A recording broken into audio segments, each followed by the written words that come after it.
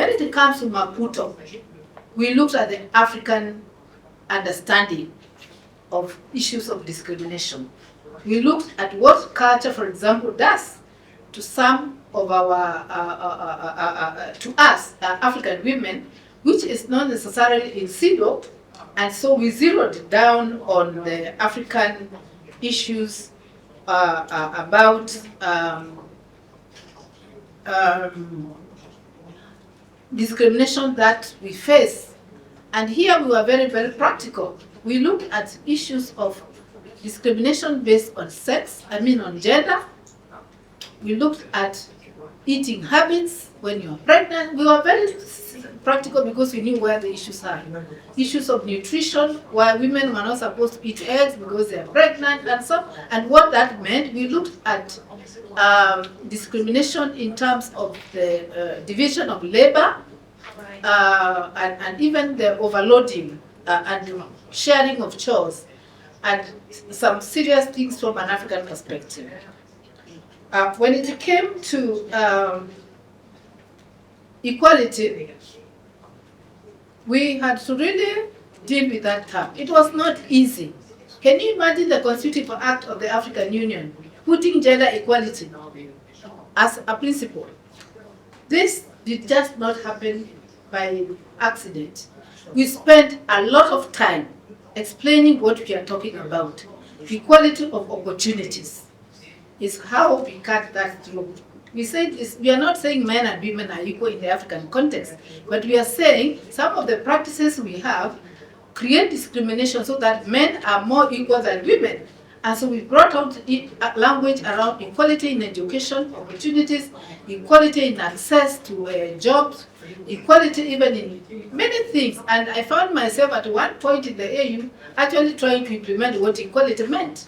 Because in the recruitment of the AU, when we arrived there, the whole place was full of men, from the top to bottom. So for you now to explain to men, actually, maybe you are not the most qualified. Because there's no way you can tell us, if the census say that women constitute 52% in Africa and men 48%, then surely you cannot tell us there are not women who can be commissioners. Then you cannot tell us that girls in school, for example, they all enter class 1, 50-50. And then by class 7, 30% of the girls have left. So what has happened? So we now help them to understand that is some of the practices we're having. Girls are going to be married after this, circumcision issues come in, and boys continue progressing. Then it comes to when they do the O-level class 7 exams, only a quarter of girls will move to Form 1 then. And so we thought this is what we are talking about. So unless we address these barriers which make girls almost 60% drop by standard 7, so that they don't go to high school, then we are sitting on opportunities for girls. And it went on like that. So the minute our heads of states and our executive council understood, we were able to get the word gender equality in the Constitutive Act. With that principle alone, we have done wonders in the AU. Commissions came up with the parity in Addis Ababa, in Banjul. All our organs have to have parity. It is only Pan-African Parliament where we were not able to get parity. And I'll tell you the reason.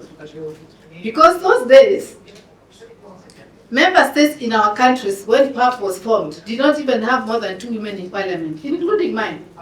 So if you have 1 woman and you are putting 20% in PAP, how will they get there? So we really had to negotiate to tell them, no, let's put 20%, so that if you do not vote women in your country, then there will be nobody representing you at PAP. So numbers started coming. And then the other argument came up and said, no. If you say that 20 women who are going to PAP to come from the ruling party, it means there will be no women from opposition. So we also said, no. Now PAP has to be attended pro rata based on how parties won the election. So that is why when you go to PAP, out of the 5 members of parliament, 20% has to be women, and then political parties are all represented, because we know we are looking for balance. when you look at, I know I've been given a piece of paper here, but this is a very huge topic. I don't know whether you can present it for 30 minutes, so give me a little bit of time. So that was just discrimination. Then we come to education, employment, which is Article 13 and 14 of Maputo. If you go to education and employment, you can understand where I came from when I talked about education. I think I've covered that indirectly, because if then women are not able to complete school, then how will they have equality in employment? When you go to advertise jobs, they will not apply because they didn't reach university to qualify for those jobs. And so we came up with quota and affirmative action in schools, so that when a girl in a rural area has got her best grades, that is, let's say 9, compared to a girl in the city who has got 19, then you take the girl who has 9 in the nomadic areas, in the rural areas, because she's the best. And when you brought these two girls together, you realize that actually, sometimes a girl from the rural areas who had 9 and whose parents don't have money to pump in the school like the one with 19, actually did better. So these are some of the tricks we used to make sure that in terms of education equality, girls were able to progress. So when we went now to recruitment, we could find girls who had finished university education, something which never used to happen before. And then we now went at that level at the AU and said, chairperson, now this is high level now. When we advertise for jobs and men, you have 3 men, 1, 2, 3. We said wherever a woman arrives in that list, even if she's number 6, she becomes number 4. This is strategy and advocacy. And we were criticized. We were told, oh, she's not the best. We told her for her even to be on the list, it means she's the best. She could even be better than the 3 men. Yeah. And so these are some of the strategies we used. Now when I go to the other one, reproductive health, which is in Maputo, number 14, people wonder why we hammered this so hard in Maputo. Remember, we had come from Cairo, ICPD, International Conference on Nutrition and Development, where HIV and AIDS had started becoming an African problem. By the time we go to Beijing, majority of people patients of HIV were actually Africans. So when you look at the way HIV and AIDS was, women did not have any opportunity to survive in an HIV/AIDS environment unless they had rights.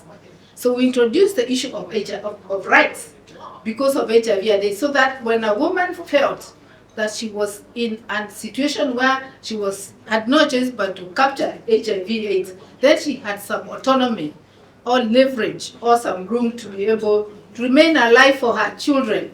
So this is where Article 14 comes in. Then we go to Article D, marriage and family relations, which is Maputo 6 and 7. Please give me a few more minutes. I will not be here for more than 10 minutes. I'm about to finish. So when you look at marriage, family relations, you know, for the Africans, marriage was life and death, isn't it? Marriage was life and death. You got it there, and whether you are being bashed, going through violence the whole day, the whole night, you had to stay in marriage. We didn't advocate for marriage breakdown, but we advocated first of all for men to understand that women are also human beings. So the issue of rights comes in.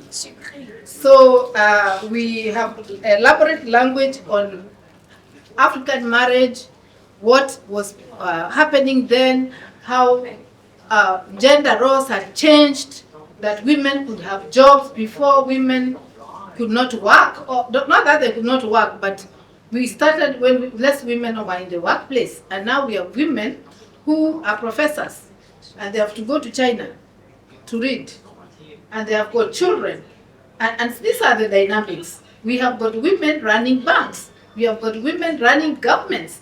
So these are the women now we were bringing to the table and saying, these women cannot be governed by the traditional setup. We have to bring definitions and look at redefine gender, for example, and the role of leadership and modern education in this. One of the things that I think the two protocols go different ways is that while CEDAW talks about political rights, and it has political rights and public participation under Article 8, 7, and 8, for us in Africa, our focus was protection of women from armed conflicts. Remember, we are coming from a situation where I said there were about 16 conflicts when we were coming from Beijing conference. And so our women were now being moved from their homes because of conflict and ending up in refugee camps and being abused there. And so the issue here now for us was try to put in Maputo human rights issues to protect women in conflict situations. And that is why, coming from Maputo, and this is now, I hope I can be able to kind of try to wind up. So from Maputo, we had the African Charter came before Maputo, 1981. But Maputo was 2003. So to do all these strategies, we use the African Women's Decade as a vehicle to campaign, to push governments, to make things happen. And during that period, we discovered that we needed, now that we had a rapporteur for women in Banjul Commission, we needed a women's envoy on peace and security. This is what people do not sometimes understand. We are in Dakar. Binta Diop is from Senegal. I don't know how many of you know that the position that Binta was sitting on, was carrying, is a position that women came up. We got it on March 8th of 2013.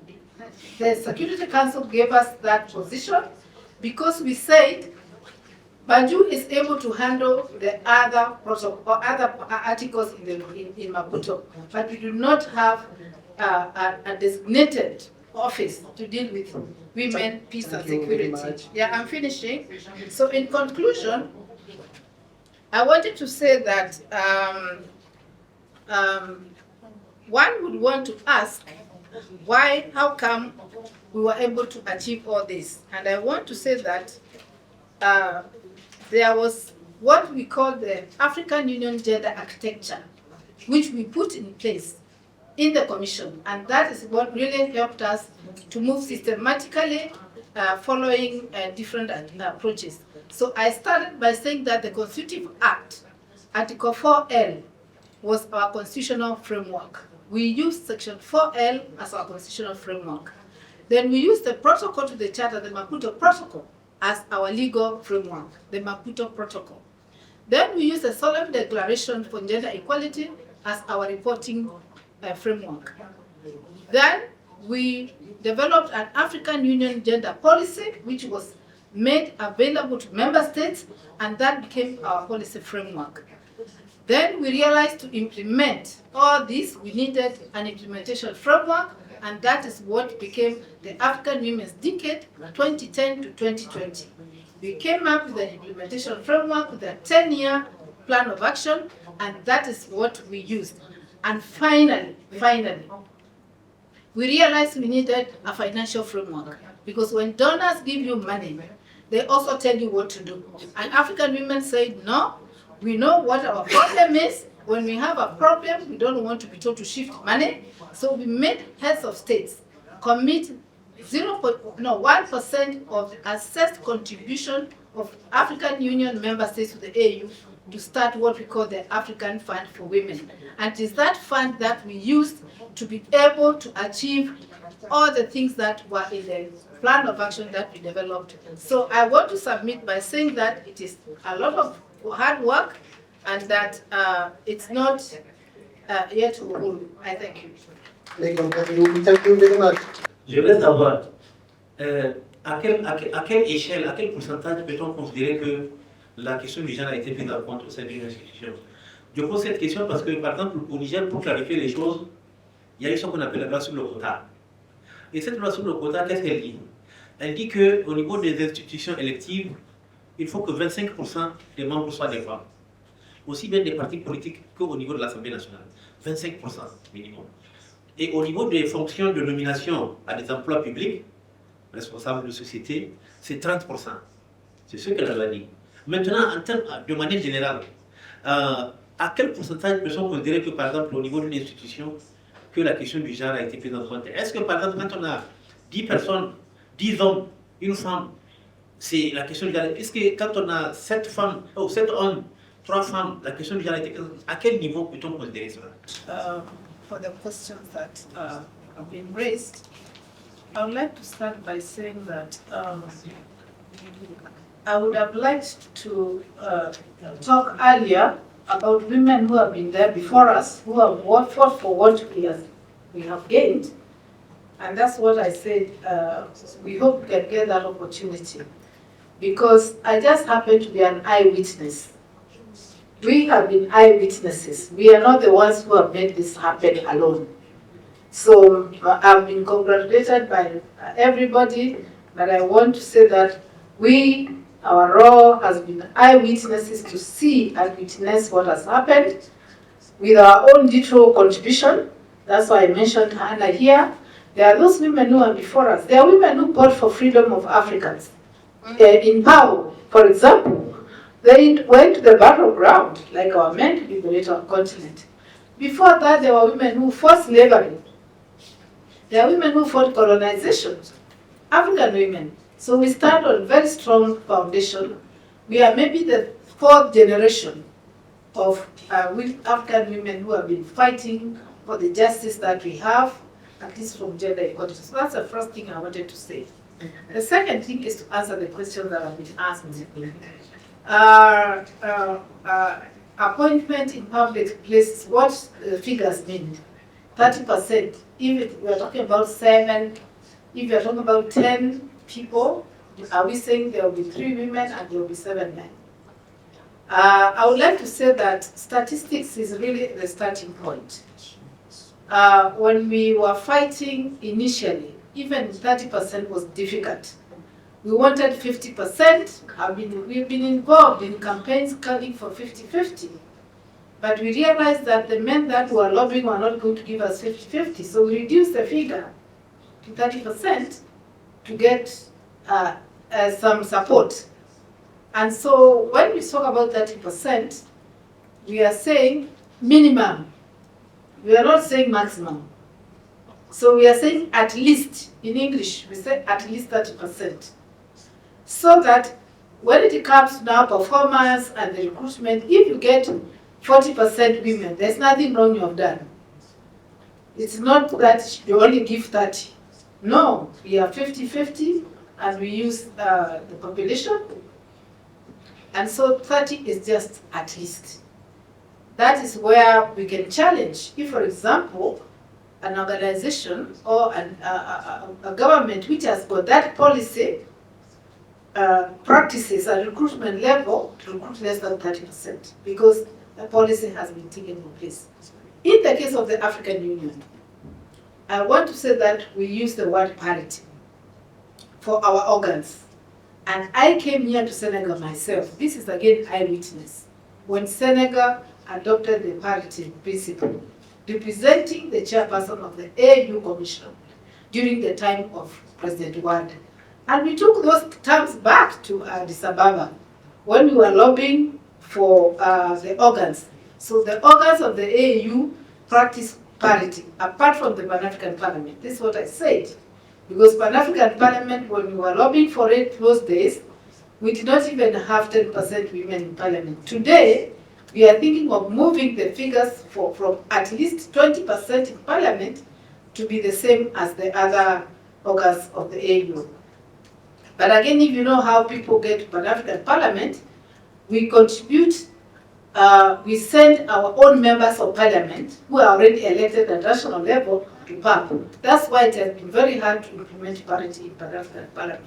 But the Commission, the court, the AU Commission or the ECOSOC, we have parity.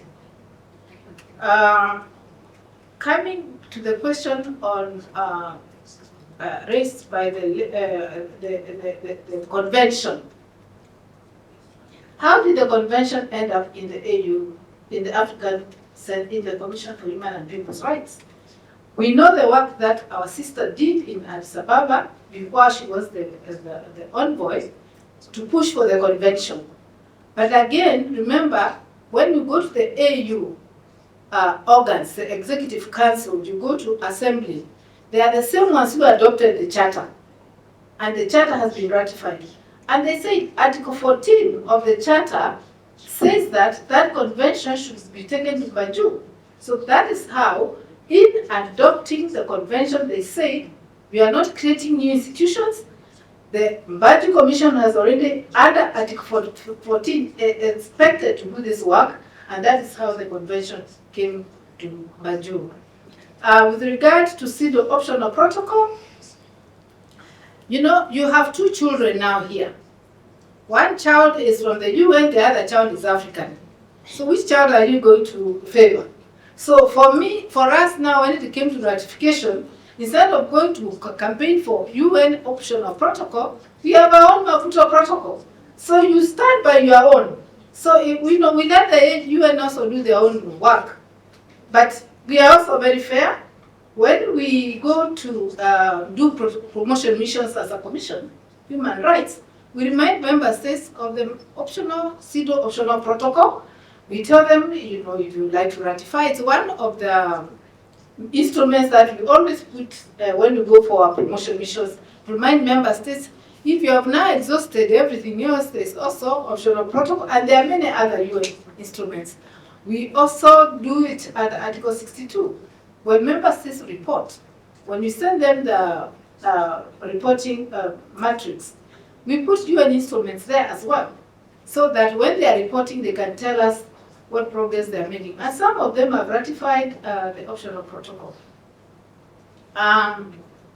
There was a question on implementation and a challenge there. You know, there is a backlash. I agree with you.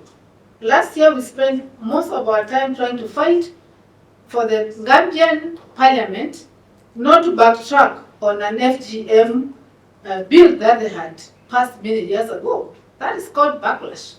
You think you have managed to convince a country to take a certain decision, but then there are those who are still not happy, and they wait for the right political time, and they will come up. And I think I will try to say that one of the things which worries us eyewitnesses is backlash. Because if backlash takes us back, it is very hard to come back again. And I think your fear and also inclusion in governance resonates with what we are saying. There was a question reminding civil society that their work is to focus on implementation, and I agree with that. Many years ago, when I worked as a civil society myself, I remember even the budgets that we used to get from donors, if you submitted a budget for, say, $100, they will make sure 70% of that budget went to implementation. Only 30% used to go to overhead. And so civil society were able to implement most of the issues coming out of the commitments from heads of state. But now what is happening? You look at the budget of civil society, which is funded by a donor, 70% is overhead. 70% is overhead. 30% is implementation if you're very lucky. That's why we are traveling and we are doing all this. All the money that would have gone in implementation is being taken to overhead. And so we also need to be very, very awake as civil society to look for donors who are willing to support implementation as well. Because there are those who want to support overhead. But there are also those who want to support implementation. So let's look for them. The quota issue, I hope I can be able to answer both. You know, when we fought for numbers, we were told, oh no, you bring women who are not educated, what shall we do? We know that even men are not educated in some areas. So we said, give us numbers first, and then when you have allowed us equality in education, maybe 10 years after this, then we can bring you quality plus numbers. But right now, give us the numbers that we have. So when they come and say, oh, the women don't do the job, we tell them, give women job and capacity building package. So that we are giving women position of power, but we are also putting a package to educate them on the spot. Because if we don't do that, then they will go there and they will keep quiet, and they will not be able to do anything, and we will be told, oh, here are your women. I saw them myself. Some came to park, they don't open their mouth. I go and whisper to them, I'm about to finish. I go, please let me finish. I go and whisper to them, I tell them, just put your flag, I write for you something, so that you say something. So really, until we have equality of opportunity at 50%, we still have those challenges. My second last question is, what are the mechanisms put in place to ensure monitoring? To answer you, Article 62 in the Charter requires member states to report. That is one of the best forms of monitoring, like I said, because when they come, if you come to our open sessions and you see member states reporting under Article 62, they are very thorough. And that is what we were looking for Maputo, and that is what we have got. Also, we have Article 9 of the Solemn Declaration, which reports on Maputo to heads of states now. Remember, heads of states, you don't write for them a whole book. We just have one nice paragraph which captures what a member state has done. But also we have a very interesting, another very important tool we use at the African Commission. We call it letters of urgent appeals.